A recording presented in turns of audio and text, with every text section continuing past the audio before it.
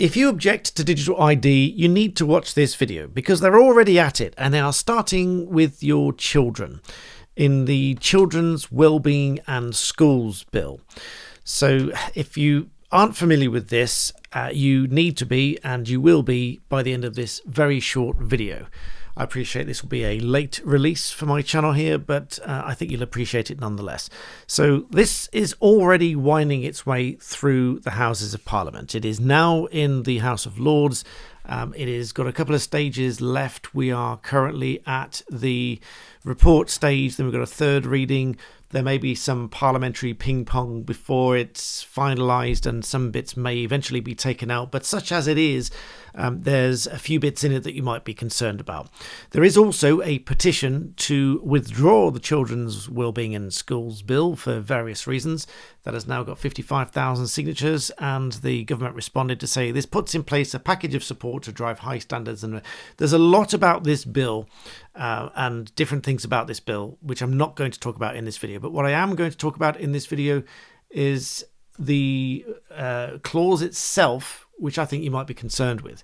And that is 16LB, as it's referred to here. And this is what they refer to as a consistent identifier for children. So that is exactly what it sounds like. It's an identifier, which is some kind of code, or some kind of identifying number or factor or reference to identify that child. And there's a lot of positives to it, as in healthcare professionals say that it's good to have one single reference to the child so everybody knows who they're talking about, and they can pull up certain information that they need to for the children's well-being and safeguarding and all of these kind of things. There are positives to it, so I'm not shooting down those positives. Having worked in the family courts, I can appreciate that it's a very good idea to know that you're referring to the correct child, first of all, because believe me, I've known it to be where they've got the wrong child. Twins was one example, but sometimes it's just the wrong child, same name, different child. But by the by, we digress. This is talking about a consistent identifier for children. Now, cutting to the main concern, the problem here is that there are several data protection concerns about it. There are concerns about who will have access to the data. And the main one is that there is no deletion or cessation clause within this bill as to when they will stop using this identifier. There's no age or anything else. It just appears, although it refers to children, it just appears that this will continue and potentially perpetuate into adulthood, which is, again, potentially in line with digital ID, because if they've already got one, they don't need to give you one. And this might be a way of rolling it out by the back door. So let's take a look at this document and see what we say. Now, Secretary of State may, by regulations, specify a description of consistent identifier for the purposes of this section. So they can make it up. They can just tell you, this is what we're going to use. And I think they're doing some kind of trial using the NHS number as a unique number to identify children to see whether that is useful or not. Consistent identifier means anything such as a number or code, whatever used for identification purposes, that relates to a child and forms part of a set of similar identifiers. That's the general application. So referencing that child and anything about them. Subsection 4 only applies if a designated person. We'll come to this in a minute. So if this section applies, the designated person, which is an important thing I'll come back to, must include this in information processed. And subsection 4 only applies so far as the designated person considers that the inclusion of the consistent identifier is likely to facilitate the exercise by any person of a function that a person that relates to the safeguarding or promoting the welfare of children. So they have to use it, but only if they deem that it is necessary and it's going to assist in the safeguarding and promotion of welfare of children. Now, let's move further down. Subsection 6, it does not apply if the person considers that including it is detrimental to the child, more detrimental to the child than including it, which is not really likely to be the case for most occasions.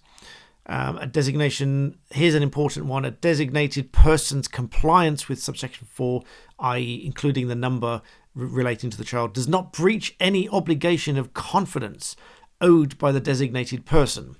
Now that warrants a bit of explanation. Now, a duty of confidence, any information and any sort of conference or whatever that has what we call the necessary quality of confidence about it.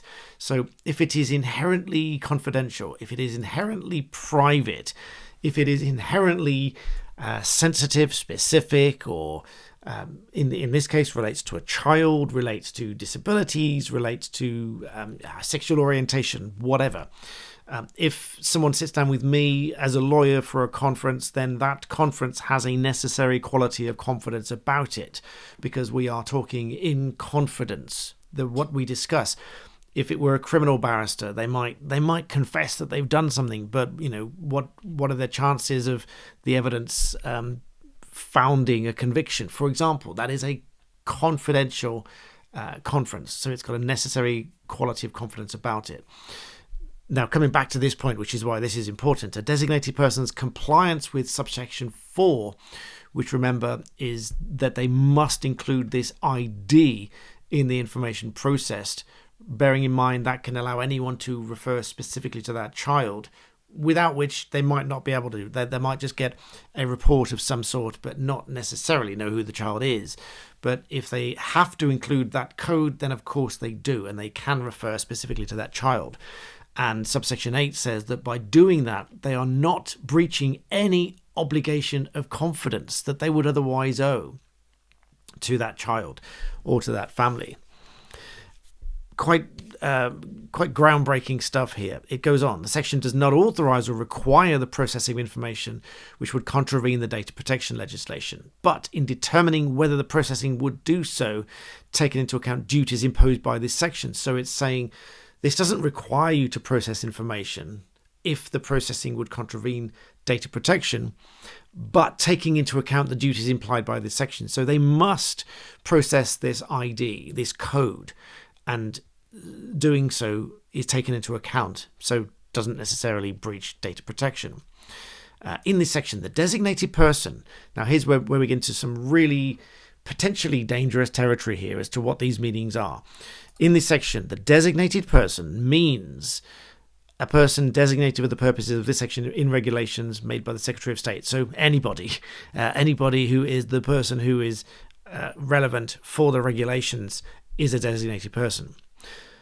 Going on, a person may be designated, as mentioned in this section, only if the person is listed in the persons and bodies under a duty to make arrangements to safeguard and promote welfare, or a person who's designated childcare or education agency for the purposes of 16E. A designated person must, in discharging any duty imposed on it by this section, have regard to the guidance issued by the Secretary of State. Now, here's an interesting bit under sub 13, which is why it's highlighted. Essentially, third parties may well have access by way of being a designated person. Thus access to the code, thus access to everything that links that child.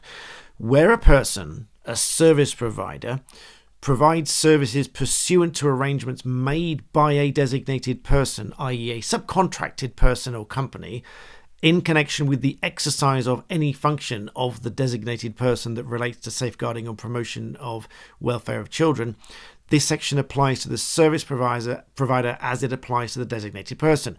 So this could be third-party tech companies, third-party database services, or any such third-party company that is providing services in connection, instructed by, or pursuant to arrangements by a designated person in response to their duties in this section. And then obviously processing, just to be read in line with data protection legislation. So that can be copying, transmitting, analyzing, doing anything with it. Now, as I mentioned, the main concern here, or potential main concern, is there's not necessarily any end date to any of this. So whilst they apply this to any child where they see that it is necessary for safeguarding and welfare, etc., it doesn't say when this ends. It just says that they process this in accordance with whatever these regulations are going to be. It includes private sector companies, as I mentioned, the arrangements made by the designated person. It extends to information sharing. It overrides confidentiality. They specifically say that it does not breach any obligation of confidence. There's the possibility for expansion under sections 10 and 11. They can designate new classes of persons that are required to use this identifier. As I mentioned, there's no time limit. There's no clause to delete or to cease using the identifier after school age, which means that it's likely to persist indefinitely into adulthood, especially if they use an NHS number, because that then could become the unique identifier, which then could be used presumably to roll out into a digital ID of sorts.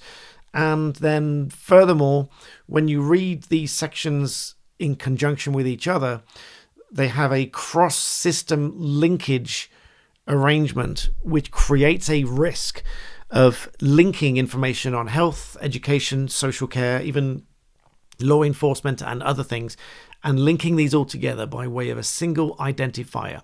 So that sounds to me very much like an ID, a digital ID, a digital footprint, a digital history, linking everything to do with that child. So if they were, let's say, use the term, I hate the term, but let's use the term a problem child at school, then presumably they have this information, and for their well-being, that might be shared with other parties.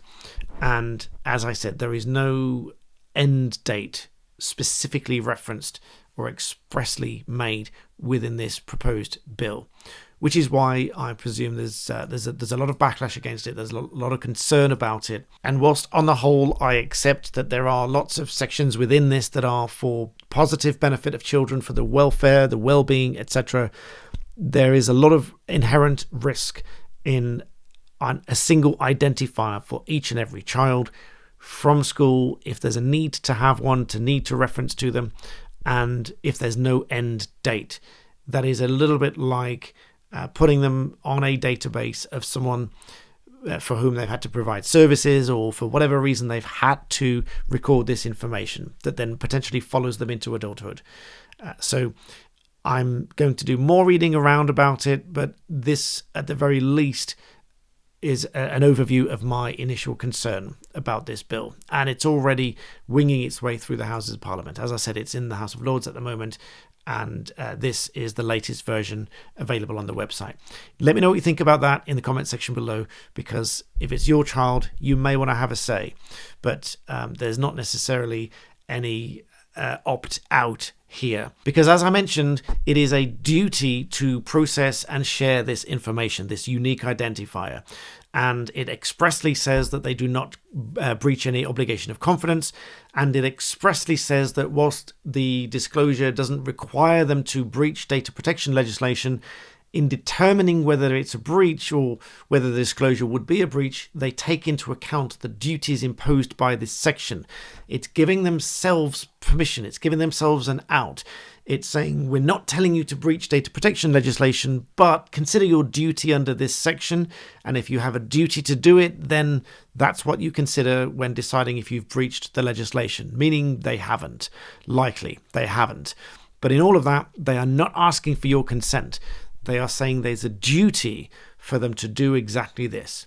So if there's any reason that they designate and believe that for the well-being or for the safeguarding that they share this unique identifier for your child, they have a duty to do so, which will include or could include third-party service providers. And about your child, this unique identifier linking all this information together could be shared with all these parties, and they don't need your consent to do so. That is my current understanding of this bill. And bearing in mind how many companies have data breaches, they get hacked, data gets leaked. There was one about a daycare center the other day. There's been one about a gym. There's been all sorts of different companies that have had data breaches and had their data leaked, breached, sold, etc. This does not fill me with confidence, because this opens it up to service providers who are obviously third-party companies. Let me know your thoughts about this in the comment section below. And of course, I'll see you next time.